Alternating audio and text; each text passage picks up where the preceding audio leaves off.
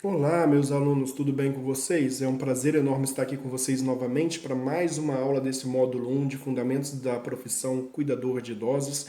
E nessa aula nós iremos abordar um dos principais temas, um dos principais tópicos do dia a dia do profissional cuidador de idosos, não só deles, mas também da enfermagem, de várias outras categorias, que nada mais é do que a prática dos sinais vitais. Então vem comigo e vamos para a aula, não vamos perder mais tempo. Bora lá? Falando em sinais vitais, nós nos encontramos alguns principais, e esses principais que a gente vai estar aprendendo hoje é o pulso, a respiração, a temperatura e a pressão arterial. Ainda há outros, como a saturação e outros mais, mas a gente vai estar falando desses daqui que são os mais fáceis, mais rotineiros e que é mais importante a gente estar sempre aferindo no nosso dia a dia. Para começar a falar sobre o nosso pulso, a gente precisa primeiro aprender um pouco sobre anatomia. E anatomia da onde? Anatomia dos membros superiores, principalmente os que são os nossos bracinhos, os nossos queridos braços. E nesses braços a gente tem o braço, nós temos o antebraço e a nossa mão. Ok? Esse resumidamente é isso. No nosso antebraço a gente tem dois ossos. Esse antebraço nosso é composto de dois ossos. Para eu saber quais são esses dois ossos, é muito simples. Pegue sempre o seu polegar, descendo o seu polegar aqui do lado dele, a gente tem o rádio e do outro lado a gente tem a una. E o que interessa para a gente é o rádio. Então o nosso polegar é a nossa anteninha do rádio, que pega FM, AM, som estéreo, música de primeira, tô brincando. Nós temos o rádio e nós temos o polegar. Dentro, assim, passando aqui do lado do nosso rádio e indo até o nosso polegar, passa uma artéria. Essa artéria, por passar perto do rádio, ela foi chamada de artéria radial. E ela passa também no polegar. Por ela passar no polegar também, nós não podemos utilizar o polegar para poder fazer a aferição do pulso, a aferição da pressão arterial, porque senão a gente pode confundir ao escutar o nosso próprio batimento, ou seja, o som da nossa artéria, pensando que é o som da artéria do nosso paciente. Então, dos 5 dedos que a gente tem na mão, nós não podemos usar o polegar, sobrando os outros 4. Então, você pode aferir o pulso com qualquer um desses 4 dedos ou segurar o estetoscópio para aferir a pressão arterial usando um desses 4 dedos, menos jamais pode usar o polegar. Tudo bem até agora? Vem comigo. Vamos falar de pulso. Já que eu sei que eu só posso usar um desses 4 dedos, você vai escolher qual que você quer, um, dois ou três ou todos, fica a seu critério, aquilo que você achar mais fácil, para você auscultar o pulso. Para mim auscultar o pulso, eu tenho que pegar o pulso do paciente aqui, bem aqui o pulso do paciente. Eu vou dar abaixo do pulso dele, eu do lado em cima daqui da cabeça do rádio, ou seja, tem os tendões aqui no meio, tá vendo os tendõezinhos? Sente aí os seus tendões. Depois do último tendão, vindo para a parte interna do corpo, você vai colocar os seus dedos. Depois dos tendões, não é sobre ele nem no meio deles, é do lado do tendão, vindo para a parte de dentro do seu corpo, em cima da cabeça do rádio, do osso rádio. Você coloca seu dedo ali que você vai sentir a sua artéria. Tentem sentir aí. Estão conseguindo? Continua tentando que você vai acertar. É bem simples. Olha aonde está o meu dedo. Aqui está o meu tendão, passando no meio do meu braço. Aí eu venho do lado do tendão e coloco meu dedo. Abaixo do meu rádio, abaixo, encostado no meu pulso, ou seja, a articulação do pulso, eu coloco meu dedo. E bem no finalzinho da mão. Bem no finalzinho aqui, quase saindo aqui do braço. Ok? Esse é onde o local que eu coloco para aferir o pulso. Nós temos outros pulsos também. Nós temos o carotídeo, que é aqui no pescoço. A nossa mandíbula vai descendo. Aí quando ela desce, aí ela faz uma curvinha. Nessa descidinha que ela fez aqui, você coloca o dedo bem embaixo, você vai achar seu pulso carotídeo, que é muito utilizado em hospital quando os médicos querem saber se o paciente evoluiu a óbito, ou seja, se o paciente morreu. Nós temos outro pulso também que é muito utilizado no hospital também para confirmar o pulso carotídeo, que é o pulso ignal, que fica na virilha. Nós temos outros pulsos, que é o poplíteo, que fica atrás do joelho. Nós temos os outros pulsos também lá no... A gente tem pulsos que a gente vai encontrar lá no pé do paciente. Mas, enfim, o pulso que você vai utilizar para aferir o sinal vital do seu paciente é aqui no rádio. Imagina, você chega na casa do paciente no seu primeiro dia de plantão e você fala para ele: fulaninho, eu vou aferir seu pulso. Aí você enfia a mão dentro da calça do paciente para pegar o pulso signal. Se ele for homem, assim, ele até vai gostar. Se ele for mais desinibido. Pô, uma novinha assim vindo mexer nessa região minha, quanto tempo que não mexe? Já pensou? Não é legal. Então, vamos usar somente o radial. Como que eu vou fazer essa medida radial? Como que eu vou contar esse pulso? Para eu fazer a contagem desse pulso, eu vou segurar, eu vou primeiro informar o paciente, lógico, vou falar com ele: Joãozinho, eu vou fazer a aferição do seu batimento cardíaco, vou estar contando o seu pulso. Eu peço que você fique paradinho e tente não conversar, ok? Assim que eu terminar, eu te aviso. Você vai informar, vai solicitar ao paciente que fique quieto, parado, porque caso ele fique se mexendo, falando, o pulso altera. Então ele vai ter que ficar parado. Você segura ali, espera um pouquinho ele ter acalmado, parado totalmente. Você simplesmente vai precisar ter algum recurso, um relógio que marque o tempo em segundos. Você vai olhar ali o seu relógio, vai escolher um determinado valor que seja fácil de você calcular. Eu geralmente gosto de números inteiros, números cheios, por exemplo. Agora está marcando 10 horas, 33 minutos e 0 segundos. Quando dá 0, eu começo a contar. Ou quando dá 10, eu começo a contar. Ou quando dá 20, eu começo a contar. Esses números que eu estou falando, 10, 20, é segundos. Mas de preferência no 00. Quando marcar o minuto inteiro, deu 00 segundos, eu começo a contar. Como que eu conto? O meu dedo está lá segurando a artéria do paciente, eu começo a contar quantas batidinhas ela está dando no meu dedo. 1, 2, 3, 4, no decorrer de 1 minuto, 60 segundos.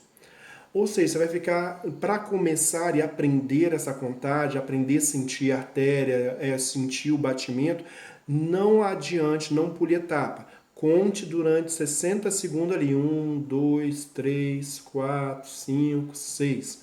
Como que eu sei que o valor está dentro dos valores normal? Aqui no slide eu coloquei ali para vocês. O pulso, os valores normais, está entre 60 e 90 ppm. O que é ppm, professor? Pulsação por minuto. Então, de 60 a 90 pulsações por minuto, o pulso do seu paciente está normal. Se estiver abaixo de 60, o seu paciente está com bradicardia. E se estiver acima de 90, seu paciente está com taquicardia. Abaixo de 60, caso ele esteja em uso de algum antipertensivo terminado em LOL ou OL, tipo atenolol, propanolol. Geralmente o médico vai ter que ser levado o paciente ao médico, o médico vai alterar essa medicação, tirar o atenolol e colocar uma losartana potássica no lugar e o batimento volta ao normal de novo. Caso ele não esteja em uso de medicações terminadas em OL para pressão, controle da pressão, antipertensivo, esse paciente provavelmente ele vai ficar internado e vai ser necessário colocar nele um marca-passo. Mas isso não é na primeira medida, se continuar todos os dias dando baixo e for abaixando cada vez mais. Esse marca-passo ajuda o coração a bater, liberando impulsos elétricos nele, fazendo ele ficar mais forte. E caso esteja com a pressão muito alta, ele esteja o pulso muito alto, taquicárdico, ele pode estar preocupado, ansioso, estressado, nervoso. Isso tudo pode fazer com que a pulsação aumente. É só pedir para ele tranquilizá-lo, pedir para ter calma, paciência, que vai melhorando. Caso continue alto no decorrer dos dias, só dê alto, alto, alto, deve procurar um médico que vai passar alguma medicação para controlar esse batimento cardíaco dele, ok? Tem outra forma mais simples de aferir o pulso? Sim. Você colocou sua mãozinha lá, está segurando a artéria do paciente, sentindo a pulsação. O que você vai fazer? Em vez de você contar até 60, ficar 60 segundos marcando e contando, você pode contar até 20 segundos ou até 15 segundos. Caso você conte até 20, o valor que você encontrar, você multiplica por 3, pois 20 vezes 3 é igual a 60. A gente equipara e conta menos tempo. Agora, se você contar até 15, você contou até 15, o valor que você encontrou, você multiplica por 4, pois 15 vezes 4 é igual a 60 segundos. 15 segundos vezes 4 é igual a 60. Então, o valor que você encontrou vezes 4 é o que a gente estima encontrar se ficar contando até 60 segundos. Tranquilo? O pulso é bem fácil, bem simples. Agora vamos passar para o outro sinal vital, que é a respiração. Eu aconselho vocês, quando forem aferir a respiração do paciente, afiram junto com a contagem do pulso. Por que junto com a contagem do pulso? Porque fica mais fácil. O paciente já está parado, já está calmo, já está esperando você terminar de contar o pulso. Você terminou de contar o pulso, você vai enganar o seu paciente. Você não vai dizer que você terminou de contar o pulso. Só que você vai começar a contar os movimentos respiratórios. A gente só deve se atentar que os movimentos respiratórios acontecem de duas formas. Tem pessoas que têm a respiração na caixa torácica, que o peito sobe e desce. E tem pacientes que respiram pelo diafragma, enchendo somente as laterais somente que expandem. Você vai contar quantas vezes ou a caixa torácica expandiu ou as laterais expandiram, ok? A gente tem que perceber sempre isso. E como que eu conto? Da mesma forma que eu contei o pulso. Eu vou ficar olhando o relógio durante 60 segundos para aprender a contar quantas vezes a pessoa respirou. Quantas vezes o tórax da pessoa expandiu ou para frente ou para os lados.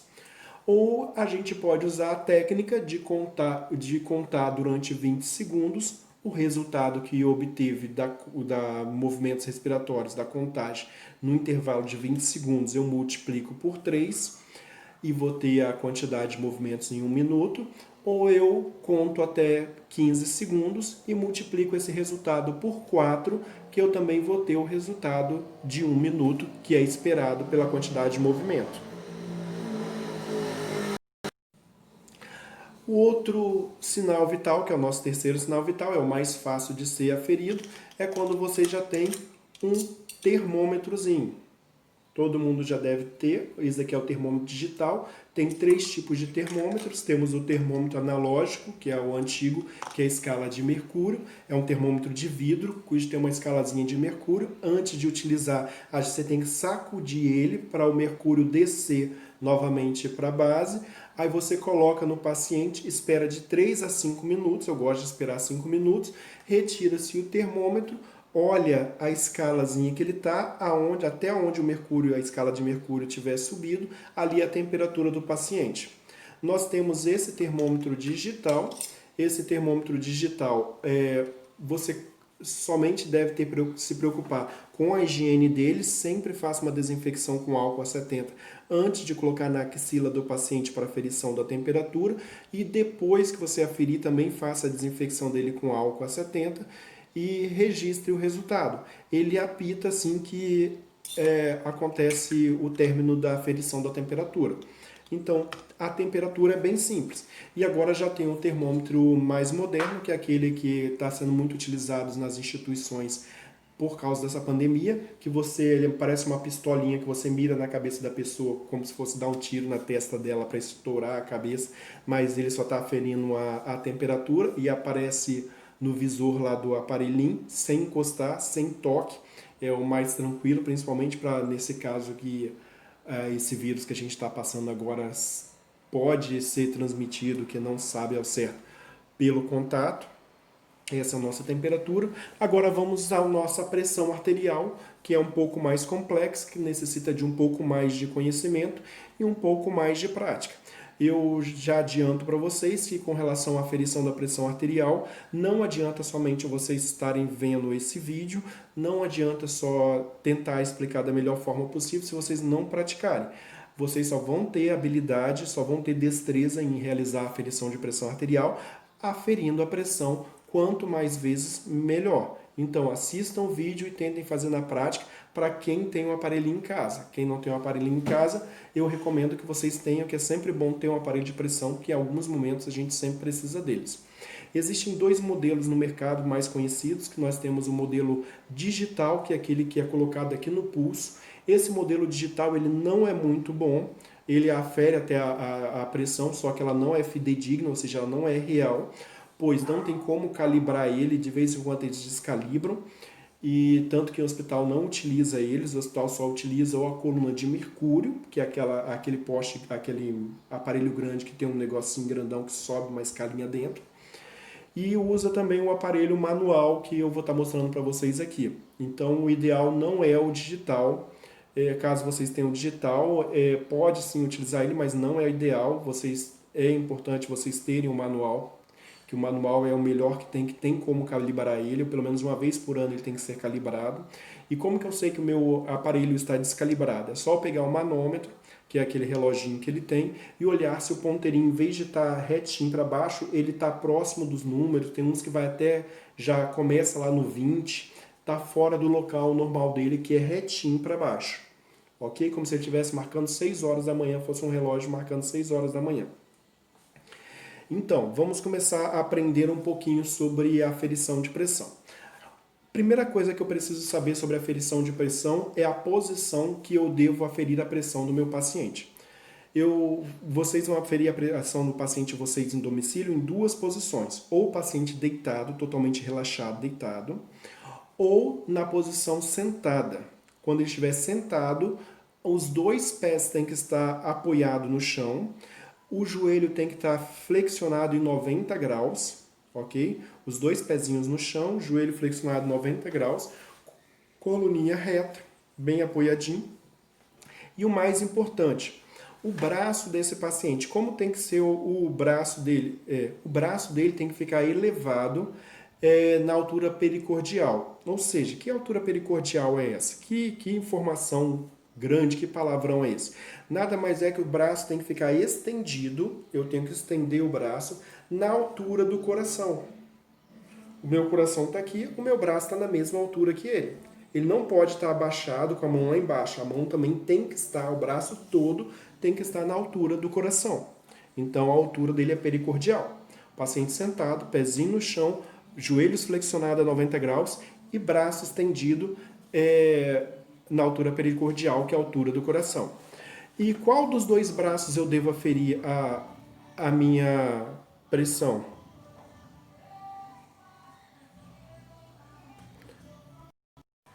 A minha pressão, a Organização Mundial de Saúde preconiza que é interessante, é indicado a aferição no braço direito, ok? Mas nada impede de você fazer no braço esquerdo. O que você pode fazer, um teste até, é comparar, aferir nos dois braços, você vai ver que pode dar uma leve discrepância, uma leve diferença entre elas. Isso é normal, porque o nosso corpo tem a pequena e a grande circulação, talvez algum de vocês já deve ter estudado isso. Então, é padronizado a utilização do braço direito.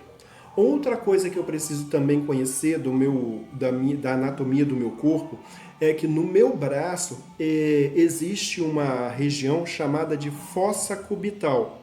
O que vem a ser essa fossa cubital? Nossa, professor, tem tanto nome agora aparecendo, altura pericordial, fossa cubital. A fossa cubital nada mais é que essa articulação do braço, onde a gente tira sangue. Não tem aonde eles vão tirar sangue da gente? Se você olhar seu braço, ela faz igual um copinho, tem um lugarzinho que é fundo. Essa partezinha funda onde a gente tira sangue na articulação do braço é chamada de fossa cubital. É nessa fossa cubital que a gente vai procurar o pulso do paciente na hora de aferir a pressão. ok? Outra coisa que eu preciso saber também é que o aparelho de pressão, quando eu for colocar, eu tenho que subir a camisa do paciente e colocar ele em cima dessa musculatura que eu tenho aqui, nessa parte da frente e de trás, que é ele tem que ficar em cima do deltoide e aqui embaixo, do trapézio, ok? O aparelho tem que ficar aqui. Aqui aonde, professor, tem uma localização exata? Sim, você vai pegar a fossa cubital. Você vai pegar a fossa cubital, medir de 2 a 3 dedos acima da fossa cubital e o seu aparelho tem que ficar ali em cima, ok? Eu vou colocar o aparelho aqui em mim e já mostro para vocês. Reparem que eu coloquei o aparelho no meu braço, eu tenho a fossa cubital, eu tenho 3 dedos acima da fossa cubital, está o meu aparelho de pressão. Outra coisa interessante, que o aparelho de pressão, eu vou estar apresentando ele para vocês agora, e vocês vão estar conhecendo uma ferramenta, assim, um macete que ele dá para a gente na hora de colocar o aparelho. Esse aqui é o nosso aparelho de pressão. Ele é o nosso aparelho de pressão. Ele é composto de uma braçadeira. Dentro dessa braçadeira tem um manguito. O manguito nada mais é que uma borracha. É como se fosse um pneu de bicicleta. Um pneu não, a câmara de ar de um pneu de bicicleta. Está aqui dentro, pode ser chamado de braçadeira ou manguito. Composto por 2 borrachinhas. Em uma das pontas nós temos a pera. A pera ela fecha para o lado direito e abre para o lado esquerdo. Todas as vezes que eu for suflar o manguito, ou seja, encher o manguito, eu tenho que lembrar de fechar essa pera. Eu tenho que lembrar de fechar a pera. Aí eu vou apertando para o ar entrar. Quando ela está fechada, o ar entra, mas não sai. Se eu abrir, o ar entra e sai. Entra e sai, nunca vai encher o manguito. Então, vou encher o manguito, fecho a pera para o lado direito. Encho, ok. Aprendi a encher. Fechar e encho. Sempre que eu for encher, eu devo fechar e encher. Agora aqui nós temos o nosso manômetro, que é o nosso reloginho que mede a pressão que está sendo feita ali no nosso manguito. Ele varia de 20 e 20 unidades, só que entre 20 e 20 unidades tem um risquinho, também é um risquinho grande, que não tem marcação, ok? Que seria 20, 30, 40, 50, 60 e só colocar as unidades pares, 20, 40, 60, as ímpares, 10, 30, 50, 70, eles não colocaram, mas elas estão ali, são um risquinho grande, sem marcação. Como que eu vou utilizar ele? Nessa braçadeira aqui, ela tem uma escrita, um lado tem um monte de coisa escrita e do outro lado não tem. Esse lado que tem um monte de coisa escrita, principalmente que vai estar escrito artéria, nesse quadradinho, ele tem que ficar para cima. Você vai colocar de forma que ele fique para cima. Coloquei e venho e fecho. Eu vou colocar esse quadradinho para cima e vou dar a volta com outra parte fechando. Esse quadradinho ele tem uma setinha. Vocês estão vendo ali? Tem uma setinha. Essa setinha tem que ficar apontando para a fossa cubital. Essa setinha vai apontar para a fossa cubital, ok? É assim que eu coloco o meu aparelho.